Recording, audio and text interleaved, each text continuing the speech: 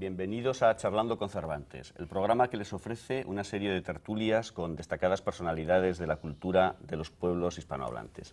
Les acompañamos por el Instituto Cervantes José María Conjet y Raquel Chan Rodríguez del City College y del Graduate School de la Universidad de la Ciudad de Nueva York. Hoy damos la bienvenida al realizador, guionista, escritor chileno Alejandro Jodorowsky, y es como una especie de hace de todo, porque además de realizador, guionista, escritor, ha hecho otras cosas también, inclusive la música de alguna de sus películas, pero hablamos de esto en un momento. Quisiera preguntarte, Alejandro, un poco antes, todos te conocemos por tus películas, El Topo, La Montaña Sagrada, Santa Sangre, pero sabemos que antes de entrar a dirigir a la cinematografía, tú tuviste una etapa en que fuiste mimo, actor de circo, titiritero. Quisiera que nos hablaras un poco de esta etapa y cómo ella influyó después en lo que has hecho después. Yo empecé en el arte muy joven, es decir, empecé como a los 15 años de poeta, de escritor. Bueno, en Chile no pasaba nada. Chile es como una isla separada del mundo por una montaña y por un océano. Entonces el aburrimiento es gigantesco. Y para no aburrirse, pues uno tiene que arriesgarse. Y el mayor riesgo es el arte.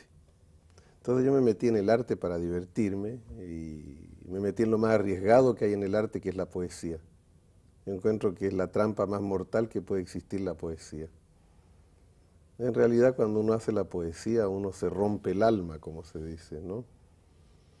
Y de la poesía pasé a la danza expresionista. En Chile tuvimos la suerte que por la guerra del 40 llegara Kurt Jooss, que era el creador del ballet La Mesa Verde, era la danza expresionista alemana.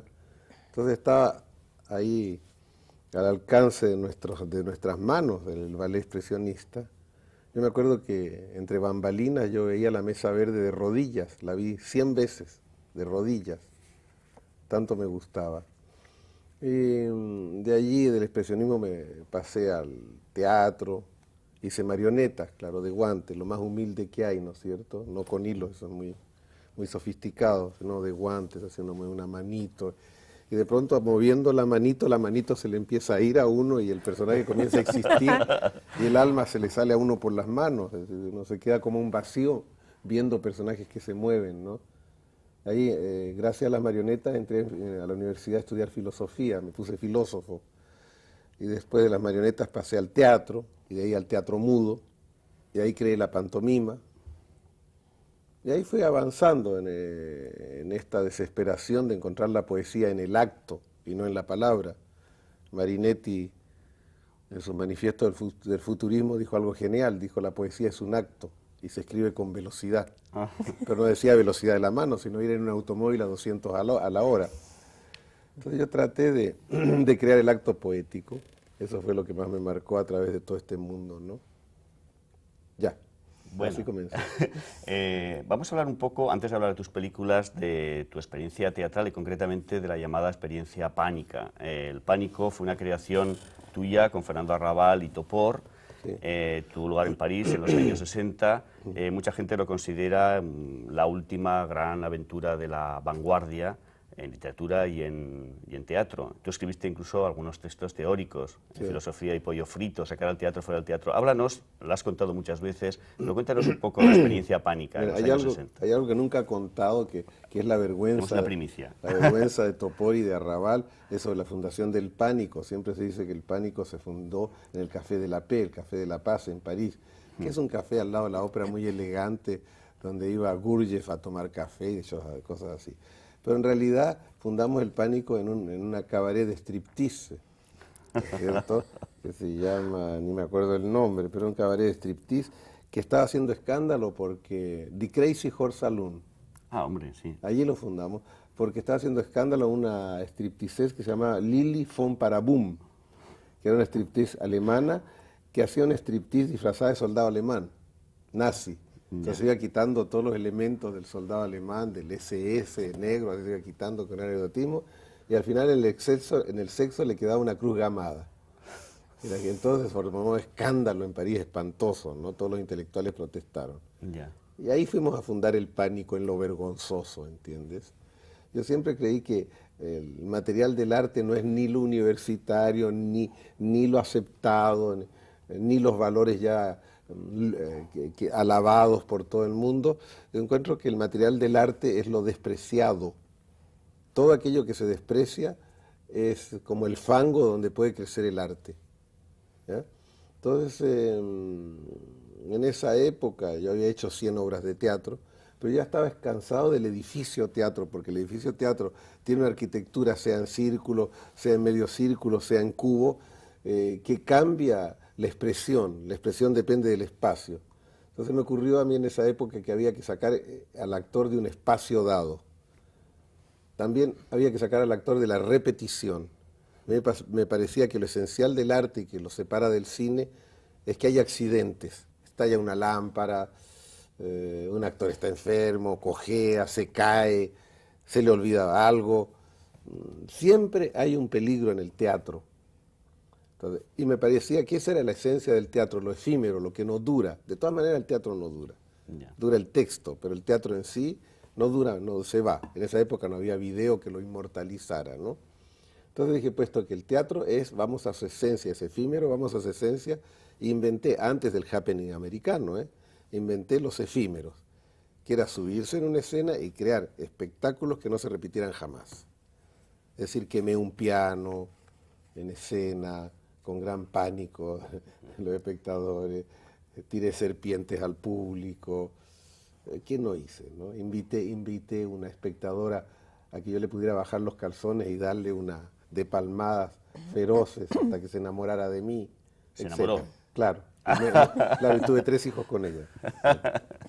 Entonces, así eran los efímeros, ¿no?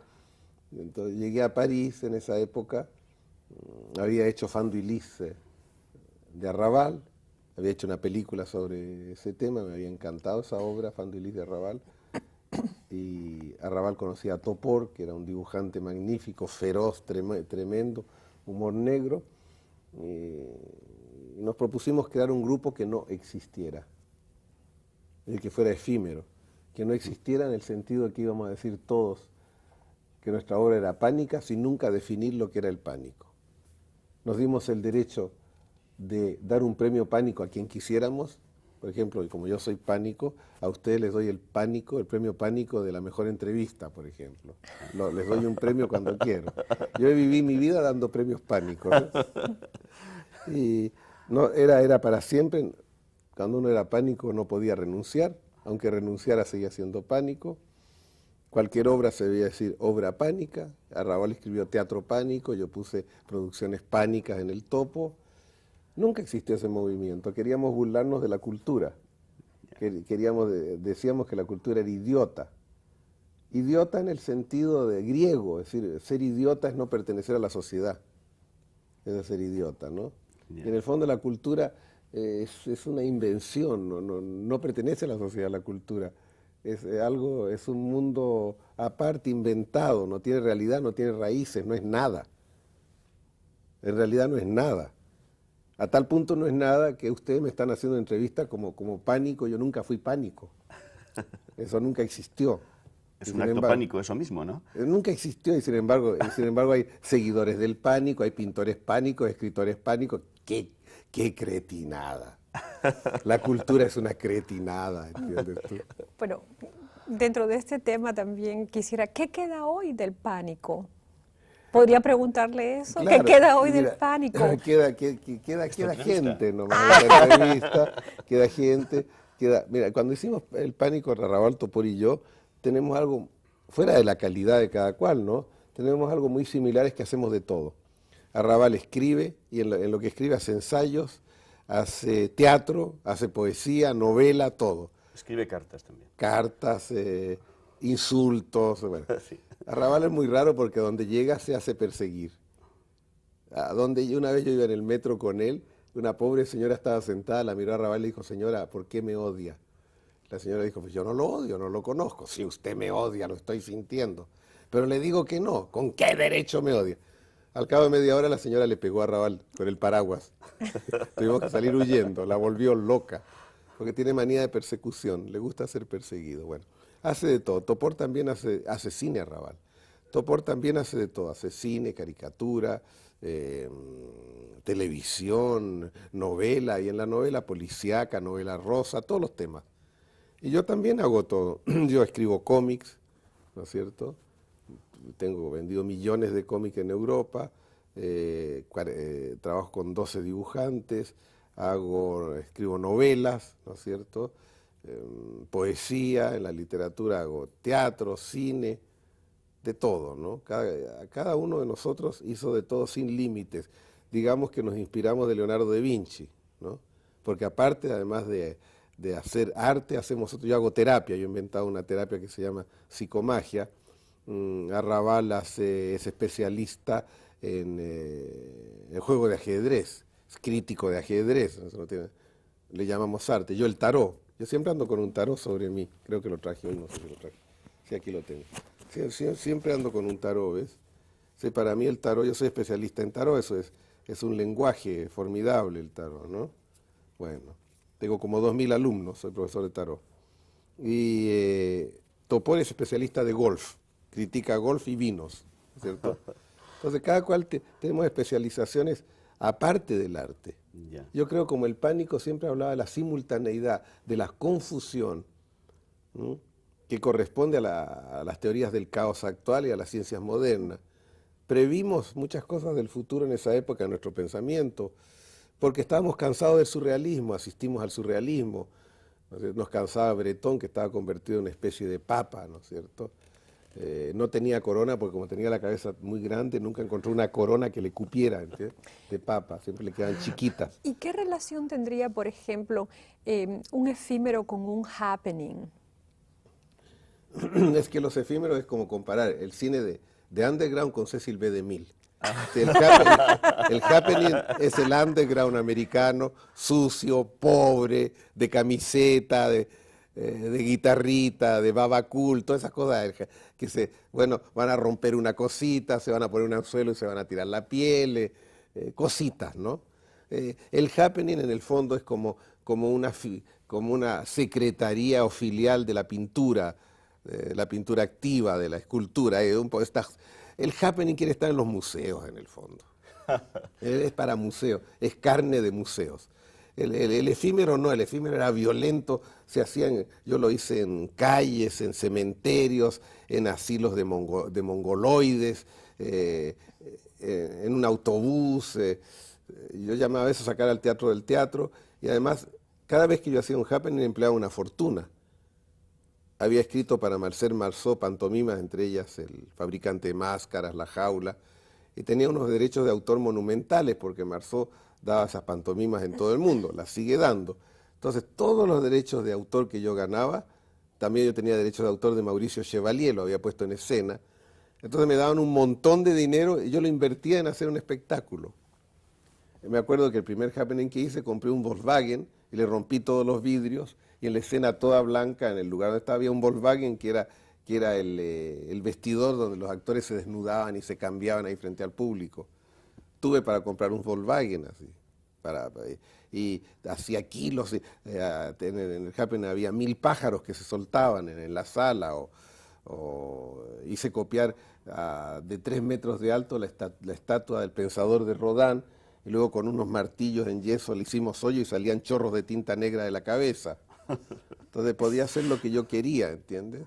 Porque yo gastaba. Yo siempre pensaba en el potlatch, pensaba en los sacrificios místicos orientales, en los árabes, que cuando van a honorar a un huésped empiezan a quemar 6 caballos, matan 6 camellos, ¿no es cierto? Hacen el sacrificio de las posesiones para agradar al huésped. Y yo decía que cuando tú das una fiesta, no vas a cobrar la entrada a tu fiesta. Das tu fiesta y ofreces vino, y ofreces comida, y ofreces mujeres, y ofreces drogas, y hombres, y cisnes, y avestruces, lo que quieran, ¿no? Ofreces. Entonces el happening, el efímero, era ofrecer. A tal punto ofrecía que en París lo vieron los intelectuales, estaba Ferlinghetti, estaba Ginsberg, hay películas de esos, muchos intelectuales. Y yo tenía una rampa y a medida que se iban usando los elementos se iban tirando hacia el público. Y el público se precipitaba como hormigas a agarrar los restos del happening. Oye, Me acuerdo que salí vestido con un traje hecho de bistecs, entero de bistecs. Y unas muchachas desnudas me arrancaban a los bistecs a pedazos y los freían. En unos platos se los ofrecían a la gente. Y la gente se comía los bistecs. Se los comía. ¿Eran de buena calidad, filet mignon? Era una comunión, era una hostia carnal. En el fondo todas las hostias debían ser pedacitos de carne porque es la carne de Dios. Entonces a la gente, tendría mucha más gente en las iglesias, pero todos los hambrientos irían a hacer la comunión. A veces yo pensaba que las hostias debían ser pedacitos de chorizo, tacos mexicanos redonditos. Tendría mucha más aceptación la religión hoy en día. ¿Cómo llegaste al cine? Porque el cine es algo mucho más complicado, porque implica una industria o sistemas de distribución, un equipo. Llegué a causa de un retardado mental. Era un muchacho con el cráneo deformado como mongoloide que llegó a verme y me encantó tanto. A mí siempre me han gustado los monstruos. Todo lo que sea deformación de la naturaleza a mí me atrae porque pienso que es la imaginación de Dios. Entonces en mis películas siempre hay gente que no tiene un cuerpo normal. A mí todo lo normal me aburre, me siento morir. A mí me gusta lo anormal, la minoría. Entonces llegó él y me dijo que quería ser mi ayudante de director. Yo le dije, claro, ese es el ayudante director que estaba esperando. Y se metía entre los actorecillos, hacía caer los decorados, rompía todo, los actores estaban histéricos. Y yo continuaba a tenerlo, era mi chofer y andaba dando saltos por la ciudad. Bueno, hasta que se murió. Su padre, que era un rico joyero judío, me dijo que yo había hecho tanto bien por su hijo que él me producía lo que yo quisiera. Y me produjo Fanduilis, mi primera película. Y así entré al cine. Fuera de todo sindicato. El salto, Estaba prohibido en México en esa época hacer películas sin entrar en los sindicatos, sin el permiso de la escuela de directores. Yo me fui a escondida y lo filmé. Fuera de los sindicatos. Cuando lo presenté se presentó tal escándalo que me querían matar. El Indio Fernández dijo que me iba a dar un tiro. Y acababa de haber matado ya a un obrero. Entonces, cuando salí de la película escondido debajo de un automóvil, en la oscuridad total, me querían linchar. Había una gran fiesta del Festival de Acapulco, que se terminó para siempre después de mi película, ya nunca más hubo. Y el Indio Fernández le pregunté al mozo, ¿qué bebe? Me dijo, whisky. Entonces, mándele 2 botellas.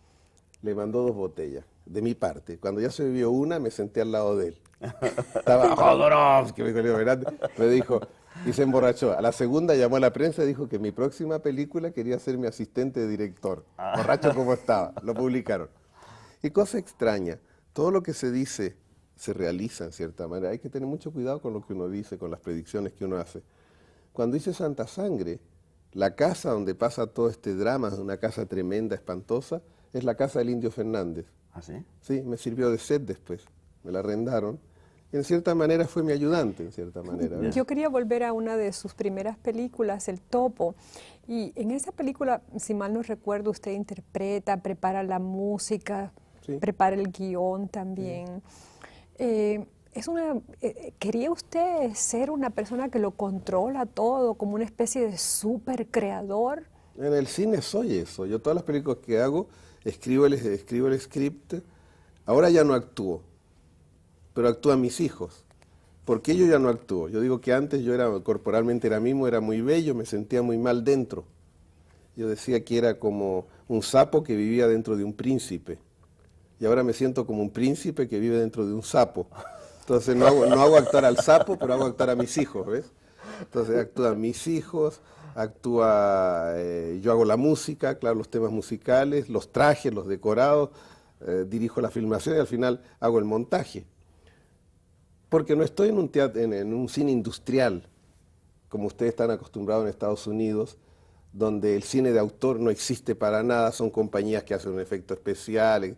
Yo cuando hago un efecto especial lo hago yo, no contrato ninguna compañía. Mi hijo Axel tenía que echar sangre por la nariz, 2 o 3 minutos. ¿Cómo lo hice? Tomé unos tubos de 3 metros, 2 tubos, y los pasó él por la nariz, se los sacó por la boca y fuimos tirando los 3 metros y después con una bomba echamos la sangre por los tubos que él tenía en la nariz. Tuvo que hacer ejercicios de yoga para hacerlo.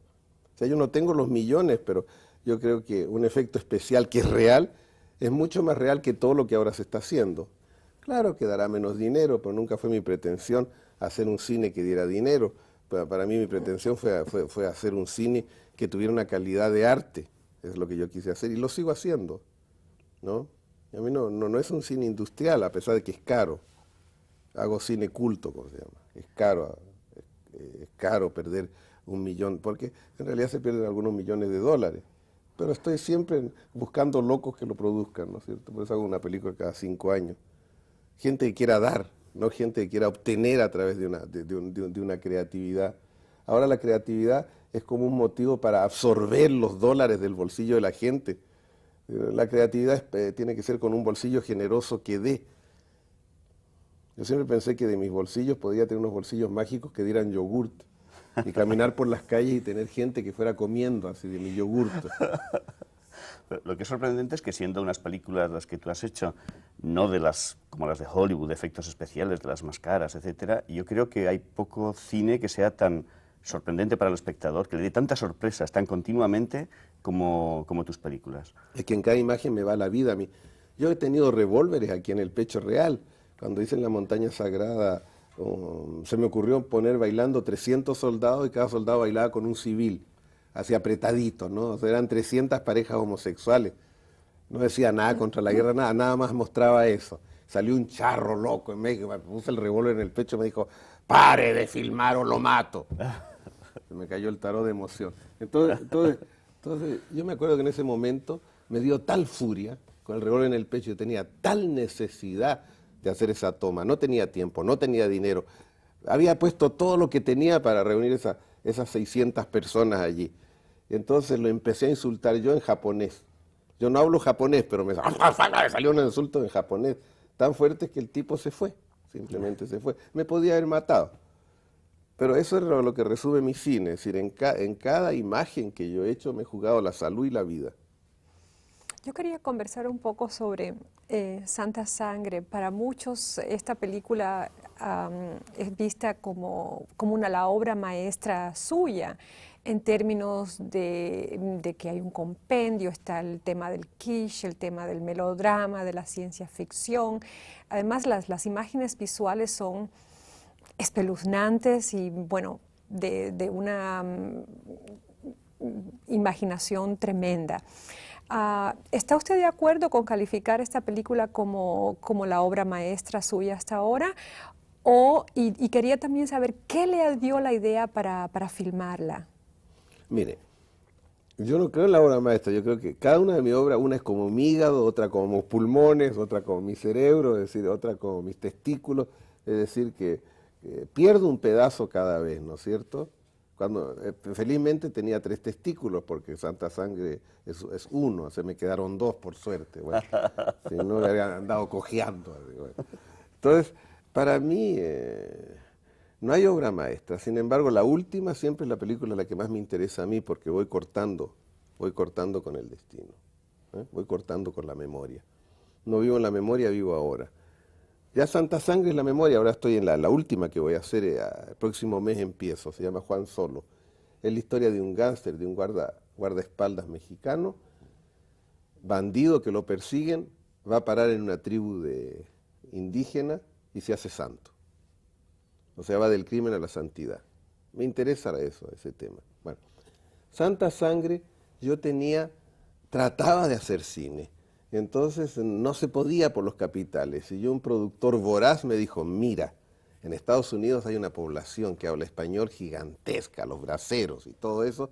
Vamos a hacer películas a $10.000, película, 5 días de filmación y ya. Y tú vas a hacer un contrato por 20 películas seguidas. Y dije, ¿cuál es la primera? Yo te voy a dar los temas. ¿Cuál es la primera? La primera es Goyo Cárdenas. Goyo Cárdenas es un asesino que mató 30 mujeres, la enterró en su jardín, después los declararon loco, salió después de 10 años, se hizo abogado, se casó, tuvo 2 niñas, escribió unas novelas y es un hombre normal. Eso es lo que vas a hacer. Yo dije, bueno, voy a hacer eso. Y escribí Santa Sangre, como es. Cuando la vio el hombre se puso pálido y me corrió de la oficina. Me dijo, no me devuelvas los $2000 que te di de adelanto, por favor no me los devuelvas, no vengan más. Entonces me quedé con Santa Sangre y por suerte Claudio Argento, que es el hermano de Darío Argento, que hace cine de horror, me dijo, ya estoy cansado de producir a mi hermano, quiero una experiencia nueva, ¿puedes hacer una película gore? Yo dijo, claro que puedo hacer una película gore. ¿No? Nos queda muy poco tiempo, no sé si perdone que lo interrumpa, Sí, pero José queda un María... minuto. ¿Podrías hablar? Sí. A mí yo soy muy aficionado a los cómics, me gustan muchísimo los que haces tú, los cómics para los que escribes el guión, y si puedes hablar cómo entraste en el mundo del cómic, de la BD, puesto que haces en Francia, que tú habías hecho cómics también en México, pero tienes que decirlo como en un minuto. Era muy difícil, en Francia yo estaba haciendo el proyecto de Dune de Frank Herbert, trabajamos 2 años, y a mí se me ocurrió en esa época hacer por monitos así todo el script entero. Fueron 3000 dibujos, así de gordo era. Y era Moebius que lo había hecho. Para poder hacer Dune, que es una obra literaria, tuve que inventar imágenes. Cuando no se hizo la película me quedé con la ganas de hacerlo y le dije a Moebius, hagamos un cómic con todo eso. Y así empezaste, tienes que decir adiós a nuestro invitado. Bueno, pues muchas gracias Alejandro Jodorowsky por estar con nosotros. No me atrevo a decir que los libros no muerden, porque sí, las producciones de Alejandro Jodorowsky muerden de vez en cuando. Hasta luego y gracias otra vez. Una frase. Korzynski dijo, la palabra perro no muerde. Claro, la palabra perro no muerde al que sabe que la palabra perro no muerde. El que no sabe que la palabra perro no muerde, la palabra lo muerde. Muy bien. Hasta luego, estén de nuevo charlando con Cervantes con nosotros dentro de unas semanas.